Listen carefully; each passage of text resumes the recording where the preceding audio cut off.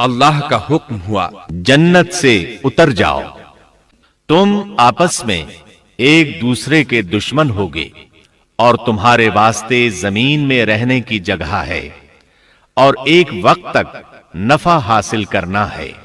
تم وہیں زندگی بسر کرو گے اور وہیں مرو گے اور وہیں سے دوبارہ نکالے جاؤ گے۔ اور اس سے قبل ہم نے آدم سے ایک عہد لیا تھا مگر وہ بھول گئے اور ہم نے ان میں کوئی عزم نہیں پایا۔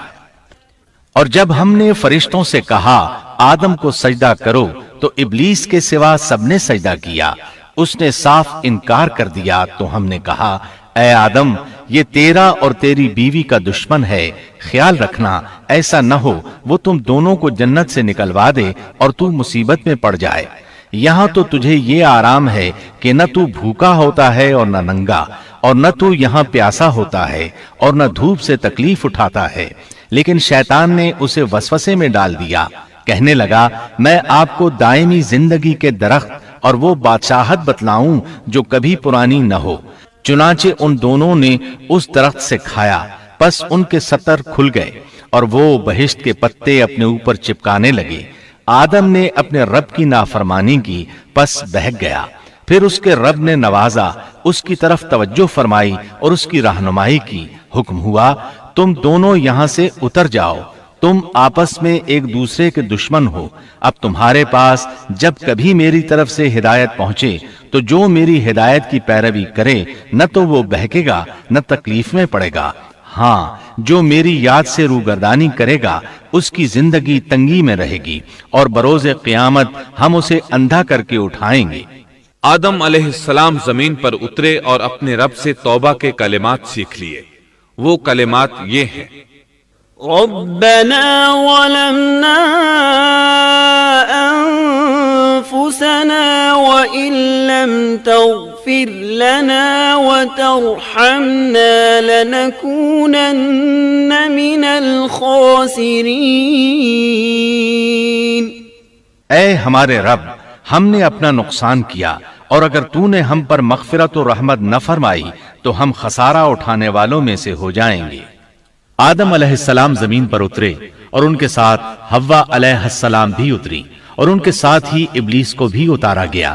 یہ کس جگہ پر اترے اس بارے میں اختلاف پایا جاتا ہے، لیکن ابن عباس رضی اللہ عنہ کی بات راجح محسوس ہوتی ہے کہ آدم علیہ السلام کو ہند میں اور حوا علیہ السلام کو جدے میں اتارا گیا۔ جب آدم علیہ السلام اتر آئے تو حوا علیہ السلام کی تلاش شروع کر دی، زمین میں ان کی تلاش میں سرگرداں ہوئے۔ آخر کار میدان عرفات میں دونوں کی ملاقات ہو گئی۔ چونکہ میدان عرفات میں دونوں نے ایک دوسرے کی معرفت حاصل کی تھی اور ان کا آپس میں تعارف ہوا تھا، لہٰذا اسی مناسبت سے اس میدان کا نام عرفات مشہور ہو گیا۔ پھر اللہ تعالیٰ نے زمین کے اندر انسانوں کو پھیلانا شروع کیا اور زمین کو مردوں اور عورتوں سے آباد کر دیا۔ امام طبری رحمت اللہ علیہ بیان کرتے ہیں کہ حوا علیہ السلام نے آدم علیہ السلام کے لیے 20 ولادتوں میں 40 بچوں کو جنم دیا۔ ہر بار 2 بچوں کو جنم دیتی تھی، ایک لڑکا ہوتا ایک لڑکی۔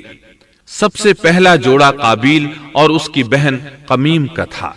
پھر انسانوں کی افزائش شروع ہوئی، آبادی میں اضافہ ہونے لگا۔ اللہ نے آدم علیہ السلام ہی کو ان کا نبی متعین کر دیا، وہ انہیں دین سکھاتے رہے۔